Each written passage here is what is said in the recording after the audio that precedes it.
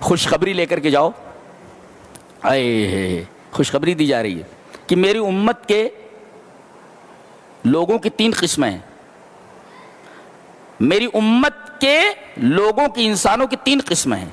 ایک ظالم لنفسہ، ایک مقتصد، اور ایک سابق بالخیرات. تینوں کی تینوں جنتی ہیں. جی ظالم لنفسی کسے کہتے ہیں؟ سن لیجئے.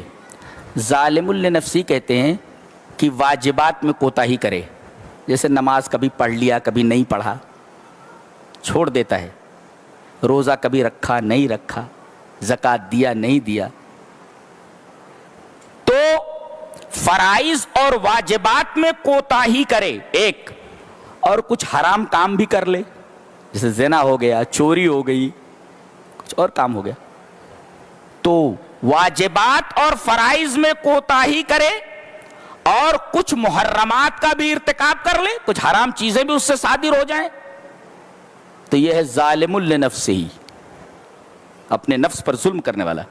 دوسرے نمبر پر کون ہے؟ مقتصد، میانہ رو. یہ کون ہے؟ جو فرائض اور واجبات کو ادا کرتا ہے، ٹھیک ہے، اور حرام چیزوں سے بچتا ہے. لیکن کبھی کبھی ایسا ہوتا ہے کہ واجبات کی ادائیگی کے ساتھ نوافل نہیں ادا کرتا. مثلا روزے تو رکھتا ہے مگر 11 مہینے کسی دن روزہ نہیں رکھتا، یعنی نفلی روزے نہیں رکھتے. زکوٰۃ دیتا ہے مگر صدقات نہیں کرتا. نماز پڑھتا ہے مگر کبھی کبھی علی وجہ الاکمل اس کو نہیں پڑھتا.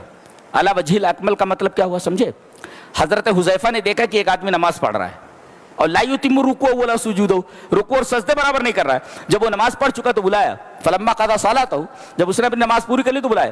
تو حضرت حذیفہ نے کہا کیا کر رہے تھے؟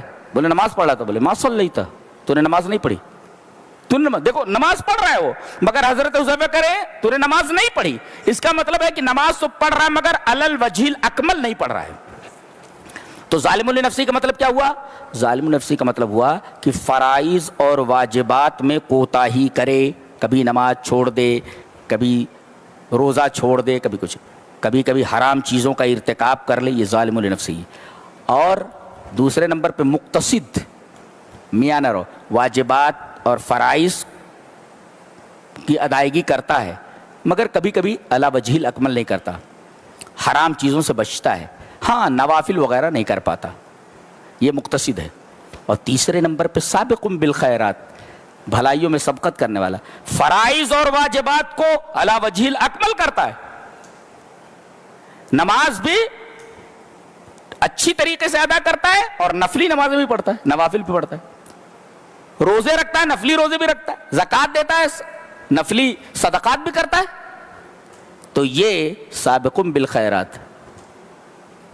اللہ فرما رہا ہے جنات عدن یدخلونہا، ان تینوں کو جنت میں ڈالا جائے گا. لیکن کیسے؟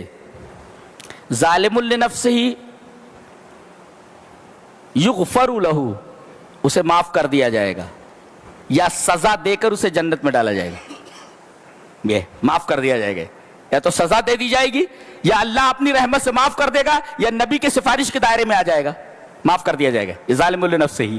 اور دوسرے نمبر پہ مقتصد ہے، اس سے آسان حساب لے کر چھوڑ دیا جائے گا. خلل سے ٹھیک ہے، نکل لے، نکل جنت میں چلا جا. فرائض کی ادائیگی کر لی ہے نا، ٹھیک ہے، کمیاں تھیں، آسان حساب ہے. یحاسب حسابا یسیرا، یہ دوسرا جو ہے مقتصد. اور تیسرے سے کہا جائے گا کون؟ سابق بالخیرات، یدخلون بغیر حساب، جنت میں بلا حساب داخلہ.